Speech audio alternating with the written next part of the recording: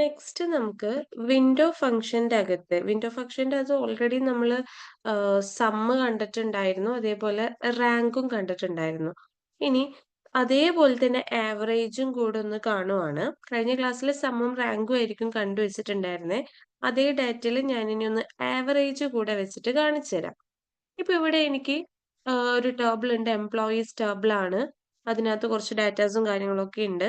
ഞാൻ കാണാൻ പോകുന്നത് ആദ്യം നേരത്തേലത്തെ പോലെ ക്യുമുലേറ്റീവ് സം ആണ് കാണുന്നത്. പിന്നെ ക്യുമുലേറ്റീവ് ആവറേജ്. ഓക്കെ. ആവറേജ് കാണാനായിട്ട് നമുക്ക് എവിജി എന്ന് പറയുന്ന ആ ഒരു ഫംഗ്ഷൻ തന്നെ ഇവിടെ യൂസ് ചെയ്യാനായിട്ട് പറ്റും. ഇപ്പൊ ഇത് ഞാൻ ഒന്ന് റൺ ചെയ്തു. ആദ്യം dbനെ യൂസ് ചെയ്യുക. എന്നിട്ട് ഞാൻ ഈ ഒരു ഫംഗ്ഷൻ റൺ ചെയ്ത് കാണിച്ചു തരാം. നോക്കിയേ, ഇതാണ് എന്റെ ഡാറ്റ എന്ന് പറയുന്നത്. Name, department, salary. ഇതിൽ ഞാൻ സമ്മേഷൻ വെച്ചിട്ട് ക്യുമുലേറ്റീവ് സാലറി കണ്ടു. സമ്മ് യൂസ് ചെയ്തിട്ട് ആവറേജ് യൂസ് ചെയ്തിട്ട് ആവറേജ് സാലറി കണ്ടു. അതാണ് ഇവിടെ കൊടുത്തിട്ടുള്ളത്. Sum of salary over partition by department order by salary as cumulative salary. കഴിഞ്ഞ ക്ലാസ്സിൽ കണ്ടത്. പിന്നെ വരുന്നത് ആവറേജ്. ആവറേജ് ആണെങ്കിൽ നമ്മൾ എവിജി എന്നുള്ള ഫംഗ്ഷനാണ് യൂസ് ചെയ്യുക. എവിജി salary over partition by department order by salary as average salary. ഇവിടെ നിങ്ങൾ ശ്രദ്ധിക്കേണ്ടത് പാർട്ടീഷൻ ബൈ ഡിപ്പാർട്ട്മെന്റ് എന്ന് കൊടുത്തിട്ടുണ്ട്. ഓവർ ഒക്കെ ഞാൻ കഴിഞ്ഞ ക്ലാസ്സിൽ പറഞ്ഞിട്ടുണ്ടായിരുന്നു. അതൊരു എന്താണ് സിന്റാക്സ് ആണ് അതിന്റെ. അത് ആ ഒരു രീതിക്ക് തന്നെ കൊടുക്കണം. ദെൻ ഈ പാർട്ടീഷൻ ബൈ ഡിപ്പാർട്ട്മെന്റ് കൊണ്ട് എന്ത് ഉദ്ദേശിക്കുന്നത്? ഓർഡർ ബൈ നിങ്ങൾക്ക് അറിയാം. സാലറിനെ ഓർഡർ ബൈ ആക്കിയിട്ടാണ് ഇവർ ഈ ക്യുമുലേറ്റീവ് സംഭവം കണ്ടുപിടിക്കുന്നത്. അപ്പോൾ what you mean by partition? Partition എന്നുള്ളത് കൊണ്ട് ഉദ്ദേശിക്കുന്നത് നമുക്കിവിടെ രണ്ട് ഡിപ്പാർട്ട്മെന്റ് ആണ് വരുന്നത്. ഒന്ന് HR-ഉം ദെൻ IT അല്ലെ? അപ്പൊ HR ഡിപ്പാർട്ട്മെന്റിനെ ഞാൻ പാർട്ടീഷൻ ചെയ്യുന്നു. IT ഡിപ്പാർട്ട്മെന്റിനെയും പാർട്ടീഷൻ ചെയ്യുന്നു. എന്നിട്ട് സെപ്പറേറ്റ് ആയിട്ട് ക്യുമുലേറ്റീവ് സമ്മും ആവറേജും കണ്ടുപിടിക്കുക. ഇവിടെ ഇപ്പൊ നോക്കുവാണെങ്കിൽ HR 50,000 ആണ് സ്റ്റാർട്ട് ചെയ്യുന്നത്. ഓക്കെ, അത് കൊടുത്തു. ആവറേജിലും 50,000 തന്നെയാണ്. ദെൻ ക്യുമുലേറ്റീവ് സമ്മിൽ വരുമ്പോൾ നെക്സ്റ്റ് വാല്യൂ എന്ന് പറയുന്നത് ഈ 50,000 പ്ലസ് 60,000 ചെയ്തിട്ടുള്ള വാല്യൂ ആണ് next value. Okay. ആവറേജിനെ സംബന്ധിച്ചോ 50,000 plus 60,000 divided by 2 ആയിരിക്കും നെക്സ്റ്റ് സാലറി എമൗണ്ട് എന്ന് പറയുന്നത്, ആവറേജ് എമൗണ്ട് എന്ന് പറയുന്നത്. ഓക്കെ. അപ്പൊ HR ഡിപ്പാർട്ട്മെന്റിന്റെ അവിടം വെച്ചിട്ട് തീർന്നു. ഇനി IT ഡിപ്പാർട്ട്മെന്റിലോട്ട് പോവുകയാണെങ്കിൽ സ്റ്റാർട്ടിങ് 70,000 ആണ്. അപ്പൊ അത് 70,000 സ്റ്റാർട്ട് ചെയ്തു. ആവറേജിലും 70,000 സ്റ്റാർട്ട് ചെയ്തു.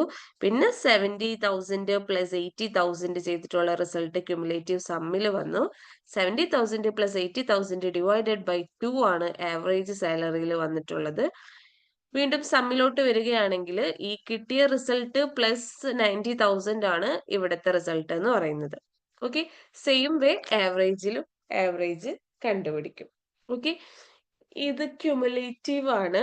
1/1 ആയിട്ട് ഇങ്ങനെ ഇവാലുവേറ്റ് ചെയ്ത് കൊടുക്കും. അതാണ് ആവറേജിനെ കുറിച്ച് പറയാനുള്ളത്. നെക്സ്റ്റ് വരുന്നത് lag, lead, rank, dense rank എന്നൊക്കെ പറയുന്ന ഫങ്ഷൻസ് ആണ്. ഓക്കെ. ഇതിൽ ഫസ്റ്റ് നമുക്ക് ലാഗും ലീഡും നോക്കാം. ലാഗ് എന്ന് പറയുന്നത് ഒരു പ്രീവിയസ് ഡേയിലെ ഡാറ്റ കളക്ട് ചെയ്യാനും ലീഡ് എന്ന് പറയുന്നത് നെക്സ്റ്റ് ഡേയിൽ വരുന്ന ഡാറ്റ കളക്ട് ചെയ്യാനും വേണ്ടിയിട്ടുള്ള ഫങ്ഷൻസ് ആണ്. ഇവിടെ എനിക്ക് രണ്ട് കോളം ആണുള്ളത്. ഒന്ന് സെയിൽ ഡേറ്റും പിന്നെ എമൗണ്ടും. അതിലോട്ട് ഞാൻ വാല്യൂസ് ഇൻസേർട്ട് ഒക്കെ ചെയ്തു. എന്നിട്ട് ഞാൻ പറഞ്ഞിട്ടുണ്ട് സെയിൽ ഡേറ്റും എമൗണ്ടും സെലക്ട് ചെയ്യുക. ഒപ്പം lag amount 1 over order by sale date as previous day amount എന്ന് പറഞ്ഞു കൊടുത്തിട്ടുണ്ട്. ആസ് കണ്ടപ്പോൾ നമുക്ക് മനസ്സിലായി ആ സെലക്ട് ചെയ്യാൻ പറഞ്ഞിട്ടുള്ള സെയിൽ ഡേറ്റിന്റെയും എമൗണ്ടിന്റെയും കൂടെ താൽക്കാലികമായിട്ട് പുതിയൊരു കോളം കൂടെ വരും. ആസ് എന്ന് പറഞ്ഞാൽ അലിയാസസ് അല്ലേ, നമുക്കറിയാം ടെമ്പററി ആയിട്ട് ഒരു കോളം അല്ലെങ്കിൽ ഒരു ടേബിളിന് പേരൊക്കെ സെറ്റ് ചെയ്യാൻ വേണ്ടിയിട്ട് യൂസ് ചെയ്യുന്ന ആളാണ് അലിയാസസ്. അപ്പൊ പുതിയ ഒരു കോളം അവിടെ വരും. അതിന്റെ പേര് പ്രീവിയസ് ഡേ എമൗണ്ട് എന്നായിരിക്കും. അതേപോലെ തന്നെ വീണ്ടും ഇവിടെ ഒരു ആസ് കൊടുത്തിട്ട് നെക്സ്റ്റ് ഡേ എമൗണ്ട് പറയുന്നുണ്ട്. അപ്പൊ നമുക്ക് മൊത്തം 4 കോളംസ് ആയിരിക്കും വരാം. ഒന്ന് ഡേറ്റ്, സെയിൽ ഡേറ്റ്, പിന്നെ എമൗണ്ട്, പിന്നെ പ്രീവിയസ് ഡേ എമൗണ്ട്, പിന്നെ നെക്സ്റ്റ് ഡേ എമൗണ്ട്. ഓക്കെ. ഇങ്ങനെ 4 കോളംസ് ഉണ്ടായിരിക്കും. ഇതിനകത്ത് ഇവിടെ നോക്കിയാൽ ലാഗ് എമൗണ്ട് 1 എന്നാണ് കൊടുത്തിട്ടുള്ളത്. ഇത് റൺ ചെയ്തിട്ട് അത് എന്താന്നുള്ളതൊന്ന് പറഞ്ഞുതരാം.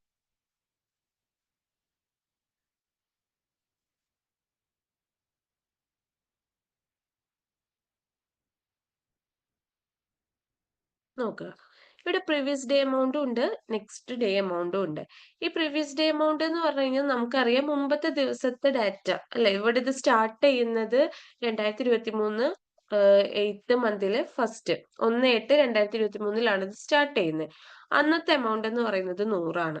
അതിന് മുമ്പത്തെ എമൗണ്ട് എത്രയാണെന്ന് നമുക്ക് അറിയില്ല, ബിക്കോസ് ഈ ഡാറ്റയിൽ അത് പറയുന്നില്ല. അതുകൊണ്ട് പ്രീവിയസ് ഡേ എമൗണ്ട് അവിടെ നള്ളാണ്. ഇനി 2/8/2023 വന്നപ്പോ അന്നത്തെ സെയിൽ 150 ആണ്. പ്രീവിയസ് ഡേയിൽ എത്രയാ കിട്ടിയത് നമുക്കറിയാം. അത് എത്രയാ 100 ആണ്. ആ 100 അവിടെ കൊടുത്തിട്ടുണ്ട്. അതേപോലെ നമ്മൾ മൂന്നാം ദിവസത്തിലോട്ട് വന്നു. അന്നത്തെ സെയിൽ 120 ആണ്. പ്രീവിയസ് ഡേ 150 ആയിരുന്നു അല്ലെ, 150 ആണ്. അതിന് അവിടെ കൊടുത്തു. അതേപോലെ ഫോർത്ത് ഡേയിൽ 180, പ്രീവിയസ് ഡേയിൽ 120 ആയിരുന്നു. അത് അവിടേക്ക് എടുത്ത് എഴുതിയിട്ടുണ്ട്. അതേപോലെ ഫിഫ്ത്ത് ഡേയിൽ 130, പ്രീവിയസ് ഡേയിൽ 180 ആണ്. അത് അങ്ങോട്ടേക്ക് കിട്ടുന്നുണ്ട്. അപ്പൊ ഇവിടെ തൊട്ട് മുമ്പത്തെ ഡാറ്റയാണ് അല്ലെ, തൊട്ട് മുകളില്. രണ്ട് ഡാറ്റ സ്കിപ്പ് ചെയ്തിട്ടൊന്നല്ല നമ്മൾ പറയുന്നത്. തൊട്ട് മുന്നിലത്തെ ഒരു റോനെ സ്കിപ്പ് ചെയ്യുന്ന എടുക്കുന്നുള്ളൂ. തൊട്ട് മുകളിലേ ഉള്ള ആള്. അല്ലാണ്ട് രണ്ടിടവിട്ട് എന്നല്ല നമ്മൾ പറയുന്നത്. ഒന്നിടവിട്ടാണ്. ഓക്കെ. 180 ആണെങ്കിൽ അതിന്റെ തൊട്ട് മുകളിലുള്ള ആള്. അത് എത്രയാ? 120.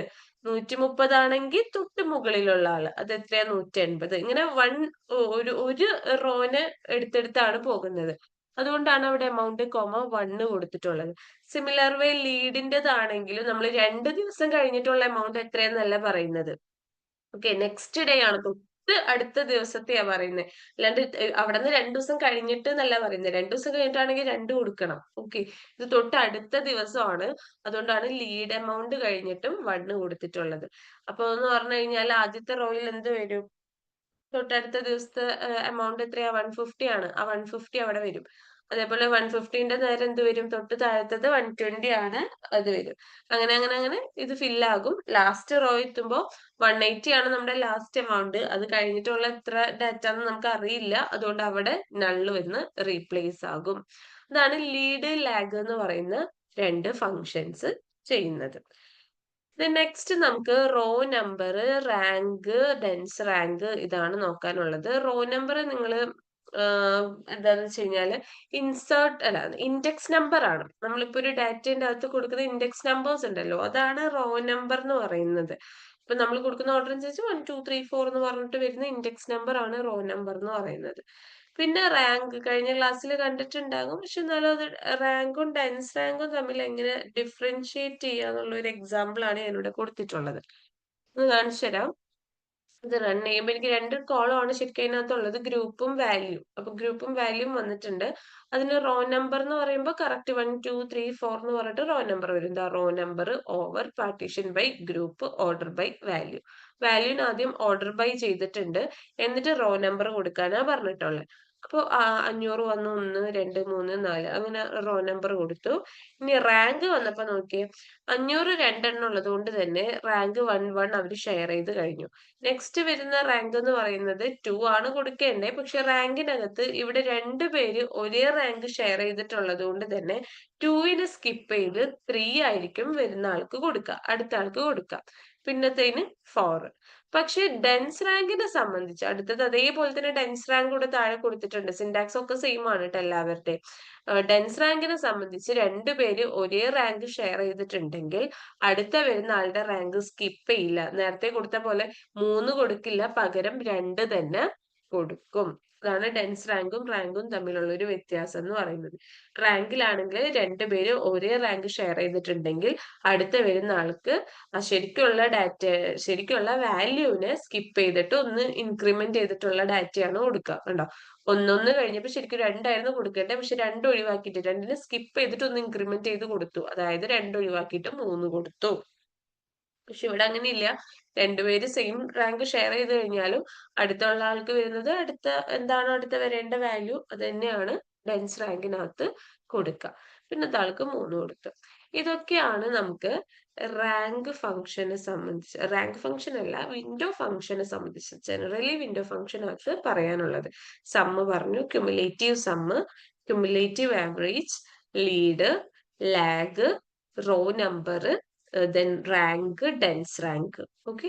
ഇങ്ങനെ 7 ഫങ്ഷൻസ് ആണ് നമ്മൾ ഇതിനകത്ത് പറഞ്ഞിട്ടുള്ളത് ട്ടോ.